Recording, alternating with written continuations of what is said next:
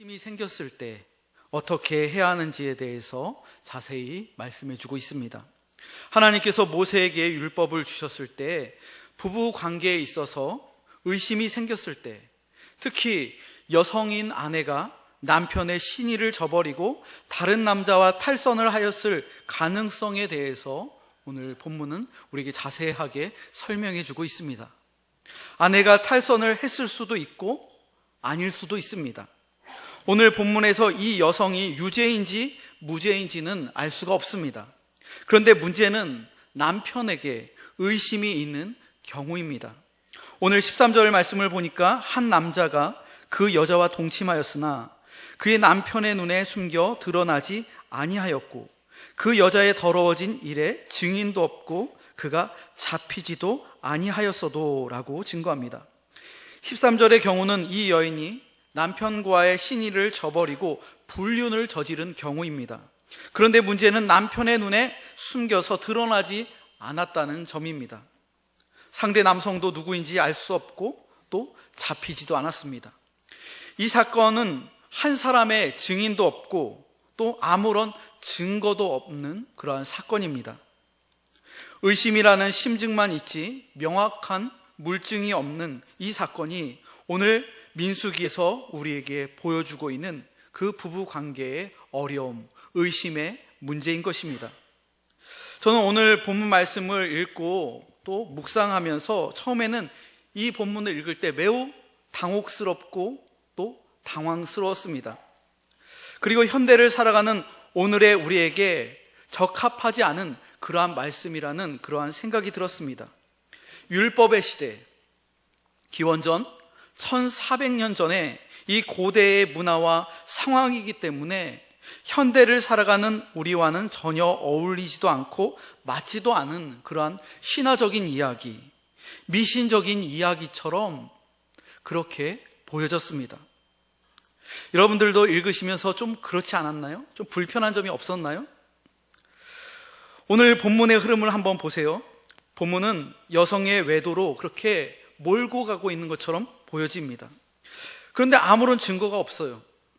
다만 남편에게 의심이 생겨서 그 의심을 해결하기 위해서 제사장 앞에 가서 의심의 소재를 드리려고 합니다. 그런데 이 의심의 소재는 죄악을 기억나게 하는 기억의 소재라고 그렇게 이야기하면서 마치 중세시대에 마녀 재판을 하는 것처럼 의심의 소재물을 통해서 저주의 쓴물을 마시게 하고 만일 이 여성이 신의를 저버렸으면 그 저주의 쓴물 때문에 배가 부풀어 오르고 복수가 차고 넓적다리는 말라버리고 하체의 기력을 잃게 되어서 유죄 판결을 받게 된다고 말씀합니다. 그러면 이 여인은 마을 사람들과 온 백성들에게 저주거리가 되는 것입니다. 오늘 본문의 21절과 22절 말씀을 한번 보십시오. 제사장이 그 여인에게 저주의 맹세를 하게 하고 그 여인에게 말할지니라 여호와께서 내 넓적다리가 마르고 내 배가 부어서 내가 내 백성 중에 저주거리 맹세거리가 되게 하실지라 이 저주가 되게 하는 이 물이 내 창자에 들어가서 내 배를 붓게 하고 내 넓적다리를 마르게 하리라 할 것이요 여인은 아멘 아멘 할지니라. 저는 이 말씀을 보면서 매우 수동적인 이 여인의 입장 굉장히 당혹스럽습니다. 제사장이 저주의 말을 두루마리에 써서 그 글자를 물에 빨아서 저주의 쓴물을 만들고 이 쓴물을 마시면은 이 여성이 유죄인지 무죄인지가 판명이 된다고 오늘 이야기는 말하고 있습니다. 유죄이면 저주의 쓴물 때문에 가해자인 이 여성은 속이 다 썩어 들어가서 그 자리에 쓰러져서 죽게 되고 온 백성들에게 저주거리가 됩니다. 그러나 무죄이면 저주의 쓴물이 피해자가 된 이 여성의 무죄를 입증해서 아무런 해를 입지 않고 오히려 임신의 축복을 누리게 될 것이라고 오늘 본문은 우리에게 설명합니다. 얼마나 황당하죠? 오늘 본문의 결론을 한번 볼까요? 결론 31절 마지막 절에 나와 있습니다. 남편은 무죄할 것이요 여인은 죄가 있으면 당하리라. 전형적인 남존 여비 사상처럼 그렇게 비춰집니다. 오늘날도 세계를 돌아보면 이슬람이 지배하는 문화와 그러한 세계를 보면은 여전히 이 구약의 율법 시대를 지금도 살아갑니다. 여성들이 억울하게 그렇게 목숨을 잃고, 그리고 여성의 인권이 존중되지 않는 구약의 시대를 지금도 살아가는 그러한 세계가 있습니다. 그러나 저는 오늘 본문 말씀을 깊이 묵상하면서 이 말씀이 단순히 남존 여비 사상을 말하는 것이 아님을 본문을 깊이 연구하면서 깨닫게 되었습니다.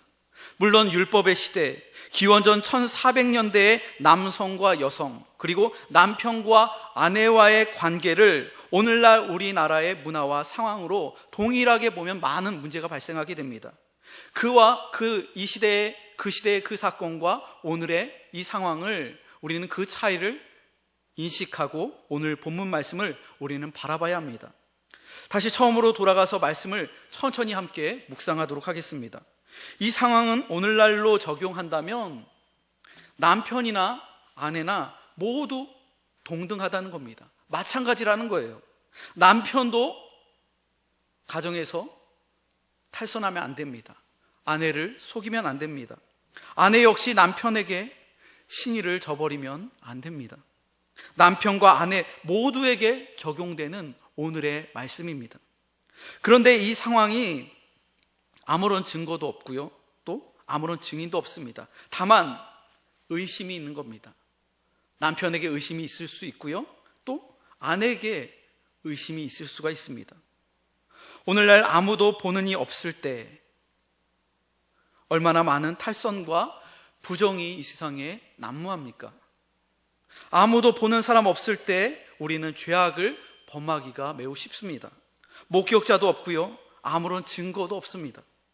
그래서 아무도 보는 사람이 없을 때 우리는 죄악을 범하기가 아주 쉽다는 사실입니다. 오늘날 이렇게 은폐된 죄악들이 얼마나 많이 존재합니까? 증인도 없고 증거도 없기 때문에 죄악들이 감춰집니다. 은폐됩니다. 이렇게 은폐된 크고 작은 죄악들이 오늘날 얼마나 많이 존재합니까? 10년이 지났는데, 20년 이상이 지났는데 여전히 발각되지 않은 죄가 이 세상에 얼마나 많이 존재합니까? 공소시효가 지난 장기 미제 사건들, 이제 겨우 첨단 과학으로 인해 과학적인 증거를 발견했음에도 불구하고 공소시효라는 법과 제도 때문에 그 늦게 발견한 죄를 처벌하지 못하는 현실이 오늘의 현실입니다. 그 당시에 증인도 없었고 증거도 없었기 때문에 발각되지 않은 죄가 지금 이제 발각되기 시작하고, 그리고 여전히 발각되지 않은 죄가 지금도 너무나도 많이 있다는 사실입니다. 은폐된 죄, 그리고 발각되지 않은 죄는 현재 처벌받지 않은 죄입니다. 이렇게 처벌받지 않은 죄, 발견되지 않은 죄들이 지금도 세상에는 너무나도 많이 있음을 깨닫게 됩니다. 그런데 이렇게 처벌되지 않은 죄는 이 세상에서 가장 가까운 사람도 전혀 모르는 경우가 대부분이라는 사실입니다. 남편도 몰랐다고 합니다. 내 아내가 그러한 사람이었는지요. 아내도 몰랐다고 합니다. 내 남편이 밖에 나가서 그런 일을 했는지. 엄마도 몰랐다고 합니다. 우리 아이는 착한 아이라고, 그런 일을 할 아이가 아니라고 그렇게 말을 합니다. 형제들도 마찬가지고요, 주변의 이웃들도 그 사람은 그저 좋은 이웃이며 착한 사람으로만 그렇게 알고 있었습니다. 아무런 증인도 없었고 증거도 없었기 때문에 그렇습니다. 그러나 이런 죄의 문제에서 제일 중요한 단서, 가장 결정적인 증거가 오늘 본문 안에 기록되어 있습니다. 그것은 바로 의심의 소재입니다. 의심의 소재는 죄악을 기억나게 하는 기억의 소재라고 오늘 본문은 우리에게 증거합니다. 15절 후반절의 말씀을 보세요. 15절 후반절에 보니까 이는 의심의 소재요 죄악을 기억나게 하는 기억의 소재라. 18절과 26절에도 이 의심의 소재를 기억나게 하는 소재물이라고 그렇게 성경은 우리에게 증거하고 있습니다. 한번 따라해 볼까요? 의심의 소재는 기억나게 하는 기억의 소재입니다. 의심의 소재는요, 우리의 죄악을 기억나게 하는 기억의 소재입니다. 혹시 소재가 뭔지 잘 모르시는 분들을 위해서 제가 부연 설명하겠습니다. 구약의 레위기를 보면 5대 제사법이 나오죠. 번제가 있고 두 번째가 소제입니다. 그리고 화목제, 속죄제, 속건제 5대 제사법이 있는데 두 번째 소제, 곡물로 하나님 앞에 곡물 제사로 나아가는 예배 의식이 바로 소제입니다. 근데 남편에게 의심이 생겼을 때 의심의 소제를 드리는데 그 의심의 소제를 드릴 때 감췄던 죄악을 기억나게 하는 기억의 소제라고 오늘 본문 말씀 우리에게 증거합니다. 기억의 소제, 무슨 의미일까요? 증인도 없고요, 증거도 없습니다. 그러나 단 한 가지 남아있는 것이 있습니다. 뭐가 남아있죠? 바로 가해자의 기억입니다. 가해자 자신만은 압니다. 내가 죄를 지었는지 죄를 짓지 않았는지 자기 자신만 압니다. 이 세상 그 누구도 이 사람이 유죄인지 무죄인지 알 수 없습니다. 남편도 의심할 뿐이지 증거가 없습니다.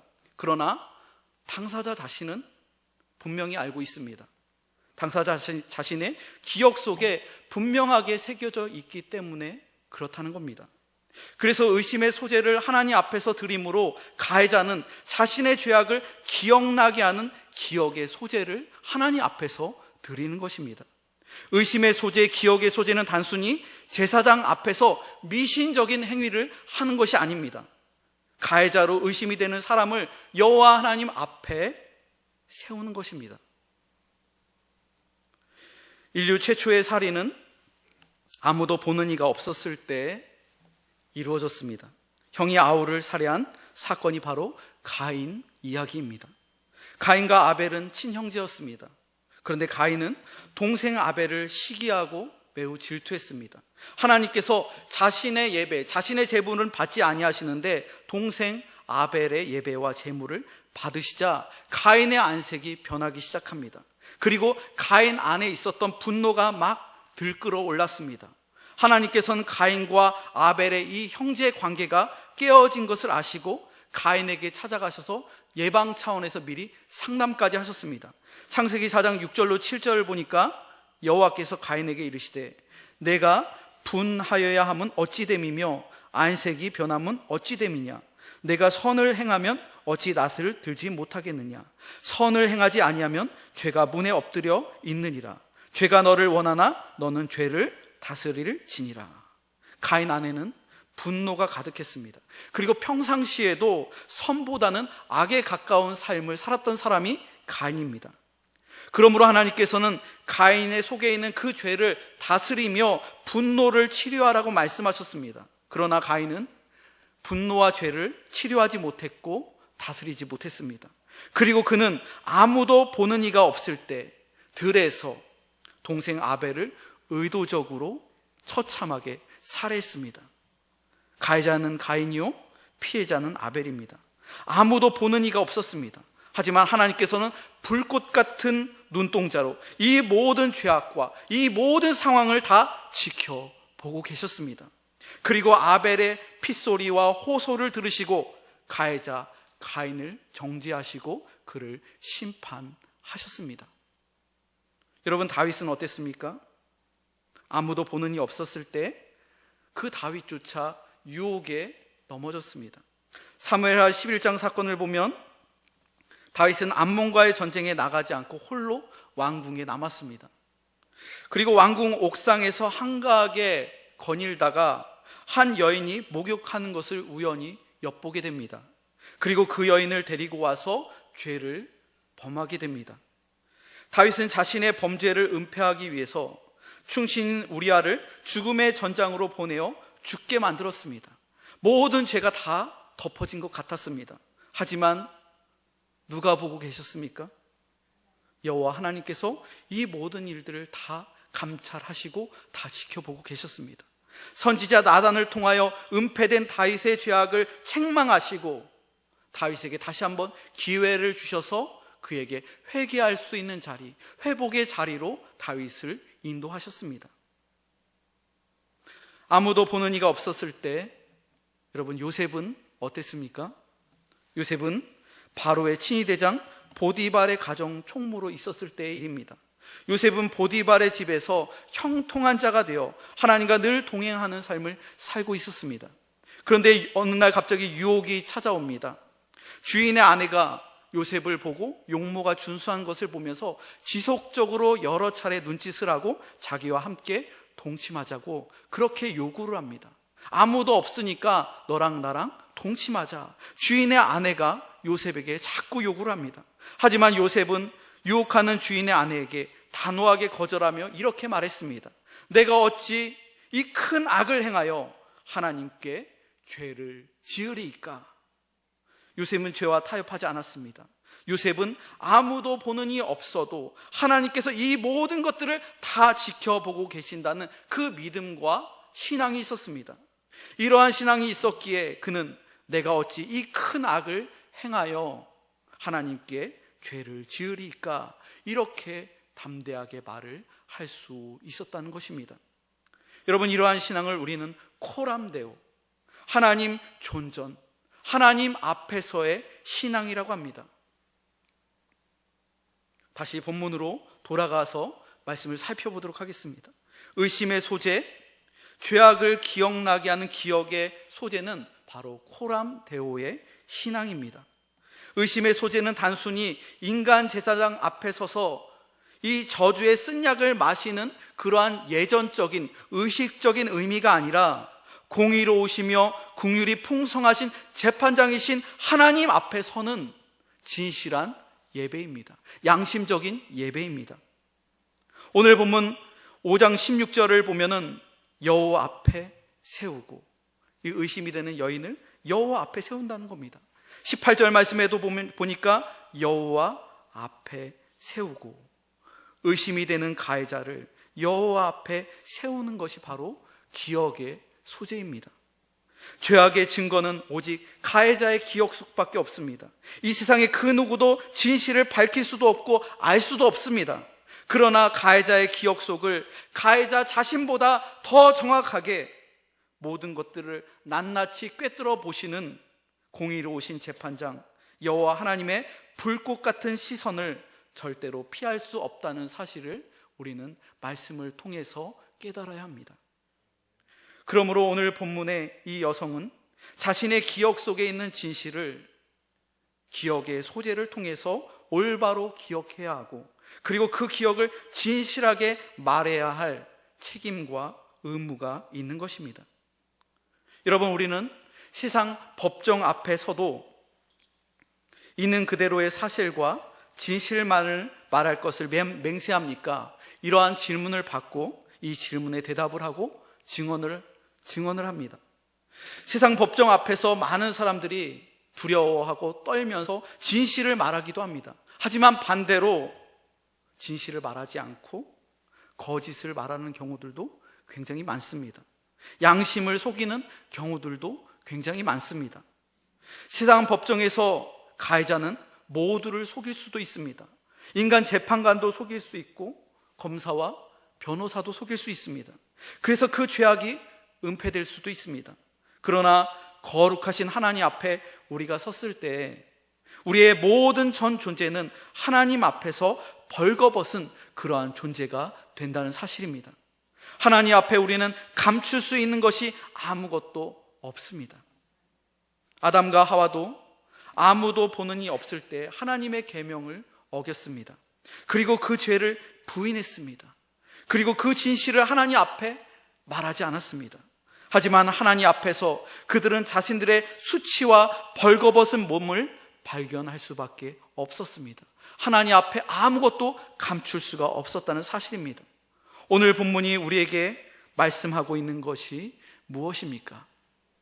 자신의 죄악을 기억나게 하는 기억의 소재를 통해서 가해자 자신은 스스로의 죄를 하나님 앞에서 진실하게 고백하라는 것입니다.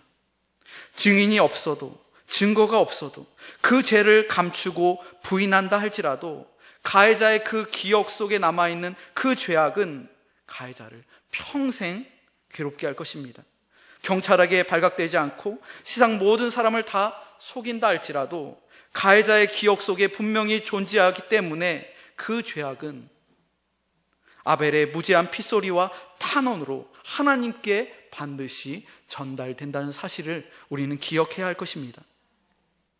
가해자가 운이 좋아서 감옥에 가지 않고 공소시효가 지나서 과거의 죄악으로 인해 처벌을 받지 못한다 할지라도 그는 이미 지옥 속에 살고 있는 것과 마찬가지일 것입니다. 그의 내면은 저주의 쓴독으로 인해서 그의 생각과 인격과 육신은 이미 쓴물 때문에, 저주의 쓴물을 마셨기 때문에 다른 사람을 속일지라도 그의 내면 속에서는 이미 썩어 문드러진 인생, 저주의 인생을 수십 년 동안 그렇게 살아온 것과 마찬가지라는 것입니다. 자신이 지은 죄를 진심으로 회개하지 않고 진실을 끝까지 말하지 않는다면, 그리고 피해자와 유가족들에게 진심으로 사과를 하고 화해를 요청하지 않는다면 그의 사회는 더 큰 심판이 기다리고 있음을 우리는 성경의 가르침을 통해서 잘 알고 있습니다. 하지만 가해자가 자신의 죄를 진심으로 회개하고 고백한다면 어떻게 될까요? 여러분, 가해자 안에는 우리들도 다 포함되어 있습니다. 가해자라는 표현이 어쩌면 나는 예외이고, 그리고 나와 상관은 없는 일처럼 그렇게 생각될 수 있겠지만, 여러분, 우리들은 모두 하나님 앞에서 가해자이며 동시에 피해자이기도 합니다.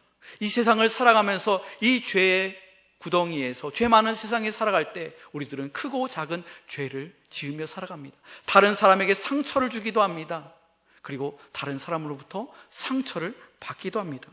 아무도 보는 이가 없어도 우리가 지은 죄, 하나님만이 아시는 나의 은밀한 죄악들, 그 죄를 숨기지 않고 하나님 앞에 고백하며 하나님 앞에서의 신실한 삶을 살아가겠다고 우리들이 다짐한다면, 그 죄악들을 고백하고 회개한다면 우리의 삶이 어떻게 달라질까요? 은혜와 자비가 풍성하신 하나님께서는 우리의 이 모든 죄악을 동이 서에서 먼 것 같이 우리의 죄를 우리에게서 멀리 옮기시겠다고 그렇게 약속하셨습니다. 밧세바를 범한 다윗은 하나님 앞에서 자신의 죄악을 기억해내고 그 죄악을 진실하게 고백하였습니다. 시편 51편 1절로 3절 말씀을 보니까, 하나님이여 주의 인자를 따라 내게 은혜를 베푸시며 주의 많은 긍휼을 따라 내 죄악을 지워주소서. 나의 죄악을 말갛게 씻으시며 나의 죄를 깨끗이 지하소서. 물은 나는 내 죄과를 아오니 내 죄가 항상 내 앞에 있나이다. 사랑과 공의의 하나님, 정의와 은혜의 하나님께서는 우리가 하나님 앞에 서서 죄를 고백하고 회개한다면, 그리고 우리가 피해자에게, 그리고 내가 상처 준 이에게, 관계가 깨어진 이에게 다가가 용서를 구하며 관계 회복을 위해 기도하고 선을 행한다면 우리의 모든 죄를 씻어주시며 우리의 죄를 다시는 기억하지 아니하시겠다고 하나님께서는 우리에게 이미 약속하셨습니다. 오늘의 말씀의 결론을 맺도록 하겠습니다. 우리가 예배 때마다 고백하는 사도신경, 그 구절 안에도 이러한 고백이 담겨 있습니다. 전능하신 하나님 우편에 앉아 계시다가 거기로부터 살아있는 자와 죽은 자를 심판하러 오십니다. 예수님께서 재림하실 때 살아있는 모든 사람들, 그리고 심지어 죽은 자들까지 다시 부활하게 되어서 죽은 자들까지도 주님의 그 재림의 심판대 앞에 서서 선인과 악인, 그리고 우리의 기억 속에 숨겨져 있는 모든 죄악들이 낱낱이 공개되며 그 앞에서 선과 악으로 말미암아 심판을 받게 된다고 그렇게 성경 말씀은 우리에게 증언합니다. 사랑하는 성도 여러분, 아무도 보는 이 없어도 이 세상 모든 만물을 감찰하시는 하나님의 시선을 피할 수 없음을 우리는 믿어야 할 것입니다. 세상 모든 사람들을 혹시 속일 수 있어도 하나님을 속일 수 없음을 우리는 깨달아야 합니다. 이 세상에서 나만 홀로 아는 죄, 나의 기억 속에 존재하는 죄들이 있을 것입니다. 그 죄를 하나님 앞에서 기억하며 고백할 때 그 죄악과 그 저주의 쓴물은 예수 그리스도의 보혈의 능력으로 말미암아 그 쓴물이 단물로 변화될 것임을 믿으시기 바랍니다. 주님께서는 우리의 죄악을 기억하지 않는다고 약속하셨습니다. 우리의 선만 기억하시며 우리의 그 과거의 죄들은 십자가의 공로로 말미암아 이미 용서하셨기에 우리 안에 있었던 과거의 그 쓴물이 단물로 이미 변화됐음을 믿으시기 바랍니다. 마라의 쓴물이 단물로 변화된 것처럼 내 안의 기억 속에 남아있는 과거의 죄악의 기억들이 과거의 죄책감이 아니라 미래를 향한 소망으로 변화되시기를 축복합니다. 특별히 오늘 새가족부를 담당하며 이름 없이 빚도 없이 사명 감당하는 새가족 위원들 모두에게 주님께서 주시는 요셉의 축복, 코람데오의 축복이 있기를 원합니다. 아무도 보는 이 없어도 성결하게 사명 잘 감당하시는 모든 새가족 위원들, 그리고 아무도 보는 이 없어도 정직하게, 성결하게, 순결하게 살아가는 우리 모든 성도들이 다 되시기를 바랍니다. 기도하겠습니다. 지금도